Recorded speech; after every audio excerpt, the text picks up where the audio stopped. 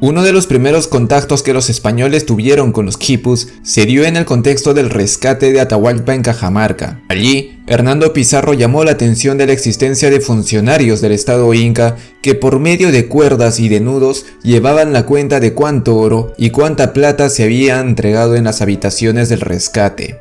La primera impresión es que eran instrumentos de contabilidad. De hecho, en su crónica, Zárate indica que los incas no tenían ningún tipo de escritura con letras, ni tampoco las pinturas que los mexicas o aztecas usaban como libros, pero sí cuerdas de algodón con nudos de distintas formas y colores con los que llevaban sus cuentas bajo un sistema decimal. No hay duda que los quipus fueron el principal instrumento de registro de información administrativa y contable del Tahuantinsuyo, y que su uso era primordial para llevar las cuentas de todo tipo de recursos y a toda escala, desde el maíz que se sacaba de un tambo hasta la cantidad de pobladores en una yacta o incluso en todo el Tahuantinsuyo. Para las cuentas está claro su uso, pero no es muy extendida la idea de que los quipus también servían para llevar información cualitativa, los denominados quipus narrativos. Realmente no hay unanimidad sobre la existencia de quipus narrativos. Por ejemplo, Valdemar Espinosa, en su libro La destrucción del imperio de los incas, refiere a la precisión contable de los quipus que los huancas usaron para sustentar sus reclamos de compensación a la corona española por todos los recursos destinados a la conquista de los incas, pero el autor enfatiza que al parecer dichos quipus no contenían información sobre fechas, de modo que una vez más, según sus palabras, quedaba claro que los quipus eran contables, pero no históricos. José Antonio del Busto, luego de estudiar los conocimientos de su tiempo, concluía que los quipus sí eran un sistema contable tan enriquecido y preciso que podría contar historias. De hecho, en la actualidad, la práctica de contar historias con números es una disciplina muy popular en la ciencia de datos, llamada Data Storytelling. No obstante, en las décadas posteriores a las investigaciones de Valdemar Espinosa y de José Antonio del Busto, ha habido investigaciones nuevas, y si bien no hay unanimidad total, parece haber un claro consenso. Los quipus sí podían ser narrativos. Esa aseveración en realidad queda clara al leer la mayoría de los cronistas del siglo XVI y XVII. Ellos equipararon a los quipucamayocs, es decir, los encargados de los quipus, no solo con contadores, sino también con historiadores y escribanos. Por ejemplo, Antonio de la Calancha indicó en 1638 que los quipus podían conservar cantares y tradiciones. El mismo cronista indicó también que el virrey Toledo mandó a averiguar los hechos anteriores a la conquista de los incas, para lo cual recurrieron a los quipucamayos, que eran los secretarios encargados de archivos y memorias. De hecho, dijo directamente que los quipus eran el modo de escribir que tenían. Algo parecido escribió Pedro Sarmiento de Gamboa, que indicó que las cuerdas, sus nudos y colores eran el equivalente a las letras de la escritura. Por su lado, otro cronista muy importante, Martín de Murúa, escribió en las primeras páginas de su crónica: no tuvieron letras ni las conocieron, no tenían más historias que sus quipus, que son cordeles con nudos, donde asientan todas las cosas que quieren, de las cuales consta lo que digo y lo que diré en todo el curso de esta historia. Cuando Murúa narró la muerte de Huayna Cápac en Quito, detalló que por medio de un quipu se había instruido cómo debían conducir su cuerpo en ingreso triunfal hacia el Cusco. Naturalmente, estas instrucciones debían haber tenido más que solo números. Hay una crónica anónima llamada Discurso sobre la descendencia y gobierno de los incas, conocida también como Relación de los quipucamayocs a Vaca de Castro. Esta crónica relató que cuando Cristóbal Vaca de Castro gobernaba Perú, es decir, entre 1541 y 1544, ordenó que se averigüe y se escriba la historia de los señores incas. Para ello, se reunió a todos los ancianos más notables del Cusco, y cuando se les pidió que narrasen los hechos más importantes del pasado, hallaron que habían muchas diferencias entre las versiones de uno y de otro informante. Ante tal problema, los locales plantearon como solución que sean los quipucamayocs quienes narrasen estas historias porque, según informaron, todos los zapaincas tenían quipucamayocs especialmente dedicados a registrar todos los hechos más importantes de sus gobiernos. Los responsables de la investigación tuvieron que buscar a los quipucamayocs debido a que muchos de ellos habían estado ocultos en las montañas porque habían huido del genocidio que Quisquis y Chalcochima habían perpetrado cuando tomaron Cusco en el contexto de la guerra fratricida. Fueron 4 los quipucamayos que hallaron y que se prestaron a leer sus nudos para narrar la historia de los incas que fue recogida en esa crónica. La relación de los quipucamayos es un documento histórico en cuyas páginas se menciona también todo tipo de información cualitativa, nombres de naciones, de panacas, de localidades y muchos otros datos más. Otro indicio de quipus narrativos nos lo brindó Martín de Murúa, que escribió en 1590 que los andinos habían adoptado la costumbre de apoyarse en sus quipus para relatar sus pecados en el sacramento de la confesión. En la ya citada crónica de Antonio de la Calancha, dijo que se había esforzado en entender el uso y la lectura de los quipus. De hecho, detalló un caso muy didáctico, aunque no sabemos si fue un ejemplo real. Es probable que se haya tratado de un ejemplo hipotético con muchas licencias del autor. Su relato se podría resumir así. Supongamos que un quipucamayo quería registrar hechos del 4º año de gobierno del primer gobernante inca, Manco Cápac, y que quería especificar ciertos detalles como las provincias que ganó, el botín de sus campañas y la cantidad de bajas militares, tanto suyas como del enemigo. Pues bien, el registro se hubiera efectuado así. La cuerda principal sería negra, representando al tiempo. Una cuerda secundaria carmesí con ciertas estampas de oro representaría al Zapa Inca, porque con ese color y con ese material se le representaba. Esta cuerda tendría el número 4 representado en nudos, marcando así que los hechos a narrar transcurrieron en el 4º año. De este nudo se originaría una cuerda secundaria de color pardo con 10 nudos separados para representar las 10 provincias sujetadas. En cada uno de estos nudos se colocaría una cuerda de distintos colores, cuya combinación específica designaba el nombre de una provincia o de otra. A su vez, una cuerda subsidiaria verde que partía de estas mismas cuerdas representaría la cantidad de enemigos fallecidos, y en otra cuerda subsidiaria de color rojo se colocaría las bajas que tuvieron los incas en esa campaña. Hay más detalles de esta explicación y en Patreon le dediqué una publicación donde analizo este ejemplo de Calancha y comparto la transcripción completa al español moderno. Otro ejemplo de quipu narrativo lo dio Bernabé Cobo en su crónica de 1653. Allí dejó entrever su asombro por cómo este sistema podría alcanzar cierta eficiencia como método de registro. Para hacérnoslo ver, narró el viaje de 2 españoles que salieron juntos de Ica para ir a la ciudad de Castrovirreina. Llegando a un tambo que conocían como Córdoba, se quedó allí uno y el otro siguió su viaje. A quien siguió el camino, le asignaron un natural del lugar como guía para que fuese con él hasta Castrovirreina. En el camino, el guía mató al español y regresó al tambo. Al cabo de algún tiempo, habiendo echado de menos al español por ser muy conocido, el gobernador de Castrovirreina hizo extraordinarias diligencias para saber qué le había pasado y si había muerto. Para hallar el cuerpo, usó gran número de lugareños para que lo busquen en la puna y en los despoblados, mas no pudo hallar rastro ni indicio. 6 años después, de casualidad, hallaron un cadáver español en cierto despoblado, de modo que el gobernador ordenó traer el cuerpo a la plaza de Castrovirreina para reconocerlo. El parecido físico que el cadáver tenía al español asesinado hizo que el gobernador mande a hacer nuevas investigaciones sobre quién pudo ser el victimario, pero al no tener los resultados le recomendaron que indagase sobre quién pudo haber sido el guía que le asignaron al español en el tambo de Córdoba. El gobernante cuestionó que eso sea de ayuda porque habían transcurrido 6 años desde su desaparición, pero los locales le dijeron que los quipus podrían tener ese registro. Tras consultar a los curacas y quipucamayos, encargados de esa jurisdicción, le dieron el nombre del presunto homicida y lo mandaron a traer de Huaytará, donde el hombre vivía. Aunque al inicio negó su crimen, tras cierta tortura le sacaron la confesión, pero también una evidencia contundente de su culpabilidad. Dijo el atormentado hombre que el cuerpo que había aparecido no era de quien el gobernador buscaba y por ello condujo a las autoridades a la cueva donde él había ocultado el cadáver. Allí estaba, conservado y reconocible aún por el clima seco. Nunca se supo a quién correspondía el otro cuerpo que se halló.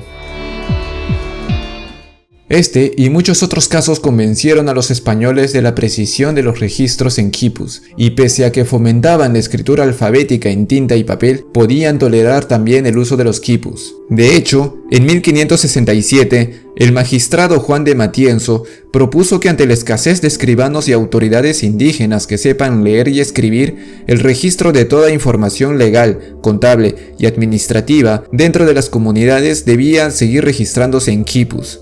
Incluso, el virrey Francisco de Toledo, en 1570, no solo aprobó, sino que también fomentó que los quipucamayos participen en la elaboración de informes históricos sobre los gobiernos incas anteriores a la llegada de los españoles. En el siglo XVI y XVII, los quipus, que antes registraban las leyes incas, pasaron a ser usados para ayudar a integrar las comunidades andinas al sistema político, administrativo y judicial del virreinato. Los quipus fueron usados como medios de probanza para ciertas cuentas, propiedades e incluso expropiaciones de bienes y terrenos en favor de la Iglesia y otras instituciones españolas. La abundancia del uso de quipus en la administración hispana se reflejó muchas veces en su traducción y transcripción a documentos que hoy podemos leer. Estos documentos coloniales han sido denominados quipus de papel y han sido ampliamente estudiados. Sin embargo, al no contar con medios que nos permitan hallar sus respectivos quipus originales, se hace muy difícil diferenciar qué partes de los documentos fueron extraídas de un quipu y qué partes fueron añadidas por los escribanos.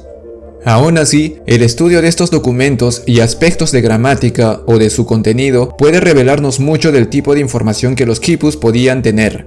En el mundo académico hay varios artículos y publicaciones que han profundizado en ello. Dentro de este tipo de estudios está, por ejemplo, el que viene haciendo el prestigioso matemático de Harvard, Mani Medrano, quien expuso algunos avances de su estudio en la exposición virtual del Museo de Arte de Lima. Los quipucamayok eran importantes agentes estatales consagrados exclusivamente a elaborar el registro y la administración de sus quipus. Sabemos que desde temprana edad recibían una formación en su oficio y el cargo era hereditario. El mismo Sapa Inca y seguramente los más importantes jerarcas del imperio también debían conocer el manejo y la lectura de los quipus, de modo que los ringrilloks u orejones recibían un año de formación orientado a ello. Como los quipucamayok eran exentos de tributos y eran parte de la élite local, se puede asegurar que eran de origen noble o parte de la élite burocrática del Tahuantinsuyo. Los quipus eran elaborados en talleres donde los quipucamayoks y sus asistentes gestionaban la cadena logística de materiales que iba desde la obtención de materias primas como tintes, lana y algodón hasta la elaboración de las cuerdas. Los quipus inca tenían siempre la misma estructura, una cuerda principal, por lo general la más gruesa, que sostenía el resto de cuerdas secundarias, aquellas que contenían la información codificada en colores, tipos de nudo y materiales. Frecuentemente la cuerda principal tenía un tramo sin cuerdas secundarias que se conoce como tramo colgante. El otro extremo también tenía usualmente una borla inicial conocida como nudo final. A su vez, en las mismas cuerdas secundarias podían estar atadas otras cuerdas subsidiarias y estas cuerdas subsidiarias podían tener a su vez otras cuerdas subsidiarias. Según Gary Hurton, uno de los principales investigadores de quipus a nivel internacional, se han hallado hasta 6 categorías de cuerdas subsidiarias. Ciertos quipus incas también podían contener partes anilladas de las cuales se desprendían más cuerdas colgantes con sus respectivos nudos. Los quipus numéricos son claramente identificables y hasta legibles porque son relativamente sencillos y han sido descritos en las crónicas, permitiéndonos así identificarlos sin dudar. La estructura de los quipus numéricos es regular y ordenada. Tiene las decenas de millar en la franja superior, luego los millares, las centenas, las decenas y por último las unidades. Por su parte, los quipus que se presumen narrativos son caóticos e irregulares, y de estos tenemos varios ejemplos provenientes tanto de la época inca como de la época colonial. Para 2021 tenemos debidamente identificados cerca de 1300 quipus, custodiados en distintas colecciones públicas y privadas a lo largo de América y de Europa principalmente, siendo los países con mayor cantidad de quipus Perú en primer lugar, Alemania en segundo y Estados Unidos en tercero. En la década de 1940, Carlos Radicati, uno de los principales estudiosos del tema durante el siglo XX, predijo que la publicación de la mayor cantidad de ejemplares de quipus y la ayuda de las herramientas informáticas ayudarían a develar los misterios de su interpretación. Efectivamente, algunas décadas después, surgieron trabajos pioneros que se apoyaron en la informática para el estudio de los quipus, entre los que destaca las de los esposos Marcia y Robert Asher por la década del 70, o la del ingeniero estadístico peruano Hugo Pereira Sánchez. En la actualidad tenemos iniciativas como el Quipu Database Project de la Universidad de Harvard, que lideró Gary Hurton, o el Quipu Field Guide de Ashok Khosla. Los esfuerzos de digitalización, análisis informático y estudios multidisciplinares son una gran ayuda para el avance del estudio de quipus y hemos venido avanzando mucho en su interpretación durante las últimas décadas. Sin embargo, tenemos todavía un par de obstáculos muy difíciles de solucionar. El primero de ellos es el conocimiento sobre el nivel de estandarización del registro de información en quipus en épocas del Tahuantinsuyo y de la colonia. Se puede inferir que la administración inca habría procurado estandarizar los registros bajo una especie de lenguaje de nudos y cuerdas a lo largo de las provincias del Tahuantinsuyo. Quizás la estandarización no fue total, pero tal y como lo señaló Karen Spalding, esta estandarización habría decaído en la colonia porque las nuevas autoridades españolas no entendían de quipus y por lo tanto no se esforzaban en poder leerlos de manera uniforme, cosa que sí habrían hecho los incas cuando eran autoridad. Quizás ello explique que Bernabé Cobo decía que no todos los quipucamayoc podían entender lo que otros quipucamayoc elaboraban. El segundo gran problema para la interpretación de los quipus es la ausencia del llamado quipu roseta, un concepto muy usado en este campo de estudio que para entenderlo cabalmente debemos hacer un paréntesis. En 1799, una de las muchas campañas militares de Napoleón llevó a su ejército a enfrentarse contra Gran Bretaña y sus aliados en Egipto. Cuando un destacamento francés se propuso a desenterrar una fortaleza, hallaron un bloque de piedra granítica de 760 kilos a la que denominarían Piedra Roseta, por el lugar donde fue hallado. La piedra, aunque incompleta, era una antigua estela egipcia con un mensaje efectuado en 3 escrituras distintas. En la parte superior, jeroglíficos del antiguo Egipto, en la parte del medio, en idioma copto, y en la parte inferior, el griego antiguo, siendo esta última lengua una que los académicos europeos de la época conocían muy bien y a partir de la cual podían comprender que el mensaje correspondía a un decreto sacerdotal en honor al faraón Ptolomeo V, datado en el año 196 antes de nuestra era. Estudios posteriores comprobaron lo que era más o menos obvio, que los 3 textos contenían el mismo mensaje, de modo que a partir de varios estudios y análisis comparativos pudieron descifrar la lectura de los jeroglíficos del antiguo Egipto, un conocimiento que había permanecido en las sombras por más de 1000 años. El quipu roseta sería aquel que esté acompañado de su transcripción a un lenguaje conocido que nos permita efectuar el mismo estudio comparativo que se hizo en la piedra Roseta. Así como se descifraron los jeroglíficos egipcios en base al griego antiguo, quizás en un futuro el hallazgo del quipu Roseta nos permitiría descifrar su código y notación en base a un texto equivalente escrito en español o quizás en quechua o aymara. Tenemos documentos coloniales que fueron registrados inicialmente en quipus, al menos parcialmente, pero no sabemos cuáles eran esos quipus, ni siquiera sabemos si son alguno de los que hemos hallado. Por un tiempo, se creyó que habíamos hallado una especie de quipu roseta en Mangas, Huaraz, Perú. Se trataba de una tabla quipu, un artefacto híbrido que combinaba la escritura alfabética con cuerdas y nudos. La tabla quipu de Mangas contiene el nombre escrito de 282 personas de la localidad y 174 cuerdas con nudos que se creía que pudieron haber sido la representación fonética de los nombres indicados en su costado. No obstante, las investigaciones descartaron esta posibilidad al encontrar cuerdas idénticas en nombres diferentes. Aún así, hay importantes hallazgos, como por ejemplo una correlación de 100% en la dirección de los nudos y la afiliación del nombre a la parcialidad de Urim cuando está en cierta dirección y a la de Hanan cuando está en el sentido contrario.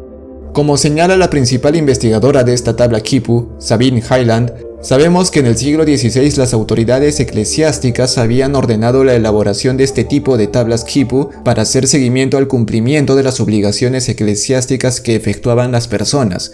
Lo más probable es que las cuerdas de la tabla de Mangas hayan representado precisamente ello, el cumplimiento de las obligaciones de las personas nombradas. Sin embargo, la datación carbónica de la tabla quipu de Mangas concluyó que su elaboración es posterior a la época colonial, puesto que data del siglo XIX. También del siglo XIX son los emblemáticos quipus de Tupicocha y de Rapaz. Ambos ejemplares son muy apreciados por las comunidades cuyos antepasados las elaboraron y cuyos miembros actuales los resguardan. El quipu de Tupicocha es de características similares a los quipus incas y el de Rapaz es notoriamente distinto. No solo tiene las cuerdas más gruesas, sino que también está acompañado de 10 figuras tejidas que parecen representar personajes del siglo XVIII y XIX, entre los que parece haber un campesino, un oficial militar e incluso una figura que podría portar un pututo. Aunque se ha especulado que el quipu de Rapaz podría narrar algún episodio local durante la Guerra del Pacífico por una de las figuritas que parece ser un soldado chileno, lo cierto es que no tenemos una interpretación certera y ningún miembro de la comunidad es capaz de leerlo. Lo mismo pasa con el quipu de Tupicocha. Existen otros ejemplos de quipus modernos, incluso algunos son actuales. Aún hoy tenemos noticias de algunas comunidades campesinas que han estado usando quipus como un instrumento de registro para el conteo de sus ganados. Inclusive sus métodos y su interpretación fueron levantados por los investigadores, pero lamentablemente esas notaciones están circunscritas solamente al ámbito agropecuario, predominantemente contable y con un alcance que quizás se limita únicamente a esas comunidades en específico. Los objetos más antiguos que podemos identificar claramente como quipus datan del Horizonte Medio y fueron hallados en contextos wari. Los ejemplares de quipus wari alrededor del mundo son apenas 40, y si contamos solo aquellos que están completos, son cerca de una docena. Las diferencias de los quipus incas y quipus wari son notables. Una de las principales es el hecho de que los quipus wari tienen entorchado, que es como llamamos a aquel fragmento inicial de cuerdas secundarias que están envueltas en hilos coloridos que parecen denotar ciertas categorías o quizás son una especie de codificación de nombres propios. Los quipus wari también tienen colores más vivos y variados, además de estructuras diferentes como por ejemplo algunos cuya cuerda principal no está suelta sino que está envuelta como un lazo. Otras tienen nudos en la cuerda principal y hasta bifurcaciones extrañas que hacen difícil la distinción de la cuerda principal de las secundarias. Existen otros artefactos similares más antiguos que podríamos denominar protoquipus, como las varas con cuerdas atadas de los paracas, datados cerca del año 250 de la era común. Sin embargo, es probable que el origen de los quipus sea todavía más arcaico. En las excavaciones de Caral, Ruchadi, halló una especie de quipu dentro de un grupo de ofrendas fechadas entre los años 2500 y 2000 antes de nuestra era. No obstante, el hallazgo ha sido solo uno, y llama la atención que se parezca mucho a los quipus inca. Quedará pendiente llegar a entender cómo fue que ese estilo cayó en desuso por milenios para resurgir en épocas incas. Tras la colonia, los quipus incas siguieron siendo usados, pero fueron sucumbiendo. Según Galen Brokaw, la alfabetización de las élites andinas fue el principal motivo por el que los quipus comenzaron a caer en desuso progresivamente. El impacto de la alfabetización fue quizás mayor al que tuvo el Concilio Limense de 1583, que deslegitimizaba a los quipus como evidencia jurídica y que además ordenaba su eliminación, aunque esta parece haber estado casi exclusivamente enfocado en quipus que los españoles asociaban a la idolatría. Bernabé Cobo advertía ya en 1653 que muchos naturales han comenzado a cambiar el quipu por la escritura española y ese desuso fue en evidente incremento. Ello explica por qué en esos tiempos, a inicios del siglo XVII, comenzaron a aparecer los primeros textos conocidos de hombres andinos como Guamán Poma de Ayala, Titu Cusi Yupanqui o el anónimo autor del manuscrito quechua de Huarochirí. Hoy no se usa quipus, por lo menos no de la manera común. Apenas puede restringirse a algunas personas en muy pocas comunidades campesinas, pero podemos normalizar su uso. Si bien no tenemos conocimiento suficiente de cómo era su uso original, podemos reinterpretarlo con ciertas licencias a modo de honrar su memoria. Hay varios que lo han hecho, entre los que puedo mencionar a Kunpi, con su propuesta de quipu alfabético, o como Rafael Dumet, quien en su libro El espía del Inca ha titulado sus capítulos con una descripción de cuerdas de quipu. En el Patreon de Hanan hay un quipu en la portada con algunas cifras claves del proyecto, cosas como números de suscriptores en una u otra red social o la cantidad de podcasts publicados en Spotify. Otra forma de colaborar es hacerte mecenas de Patreon y gozar con contenidos exclusivos. Para la elaboración de este video, quiero agradecer a Ashok Khosla, quien le regaló a la humanidad el Quipu Field Guide y quien me extendió una mano amiga al orientarme en las bases de quipus digitales. Asimismo, si quieren ahondar más en los últimos avances de investigación de quipus, les sugiero las conferencias que organizó el Mali en su exposición virtual Quipu, nuestra historia en nudos. Esas conferencias y los materiales que allí publicaron fueron fuentes muy importantes y valiosas para la elaboración de este video. Muchas gracias a todos por ver Hanan.